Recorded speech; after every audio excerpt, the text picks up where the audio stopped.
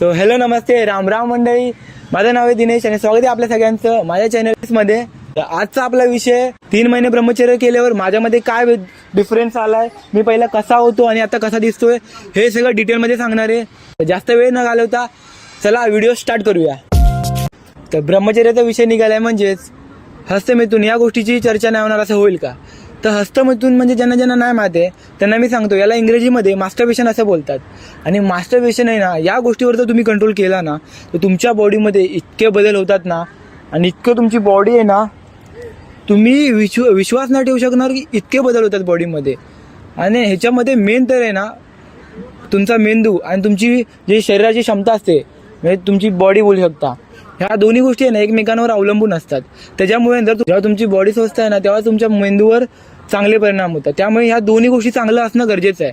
त्याच्यामुळे जर तुम्ही हस्तमैथुन नाही केलं ना तर तुमचा मेंदू ठीक राहतो, आणि जेव्हा आहे ना मेंदू ठीक राहील तेव्हा तुमची बॉडी चांगली राहते. आणि जेव्हा तुम्ही बॉडी जसं बॉडीसाठी व्यायाम करणार, ते तुम्हाला मी सांगणार ते काय करायचं काय नाही आहे.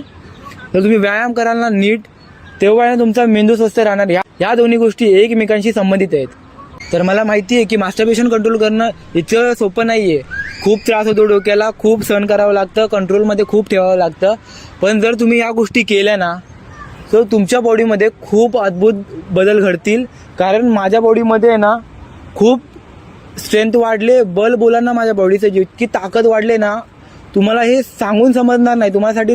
त्यासाठी तुम्हाला आहे ना ते करून बघावं लागणार. पण त्याने ना मी इतकी गॅरंटी देऊ शकतो की तुमची बॉडी ताकद आणि जी मेंटल जी आपल्याला प्रॉब्लेम असतात ना, म्हणजे एन्झायटी असते, म्हणजे आपण कॉन्फिडन्स आपल्यामध्ये लो असतो, आणि अशा खूप साऱ्या गोष्टी आहेत. या गोष्टी आहेत ना आपल्यामध्ये ना वाढतात, कॉन्फिडन्स वाढतो आपला. अशा गोष्टी चांगल्या प्रकारच्या ज्या गोष्टी आहेत ना त्या सगळ्या वाढायला लागतात. तर मास्टरबेशन कंट्रोल केल्यावर काय होतं जरा तुम्ही माझ्या फोटोकडे बघा, मी कसा होतो.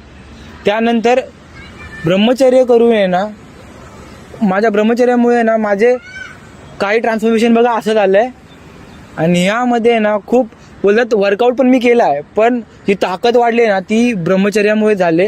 आणि जर तुम्हाला असं वाटत असेल ना की मास्टरबेशन न करणं म्हणजे ब्रह्मचर्य करणे झालं, तर तुम्ही भ्रमात आहात, तुम्हाला चुकीचं वाटतंय. कारण की काय आहे ना, मास्टरबेशन न करणं हा ब्रह्मचर्याचा एक पार्ट आहे. ब्रह्मचर्य बोलणं पूर्ण ते खूप वेगळं आहे. जर तुम्हाला समजत असेल ना ब्रह्मचर्य काय, तुम्हाला स्टार्ट करायचं असेल तर तुम्ही कमेंट बॉक्समध्ये नक्की सांगा मला. आणि मला माहिती आहे जर तुम्ही आत्तापर्यंत माझा व्हिडिओ बघताय ना तर तुम्हाला नक्की याच्यावर कंट्रोल करायचं आहे.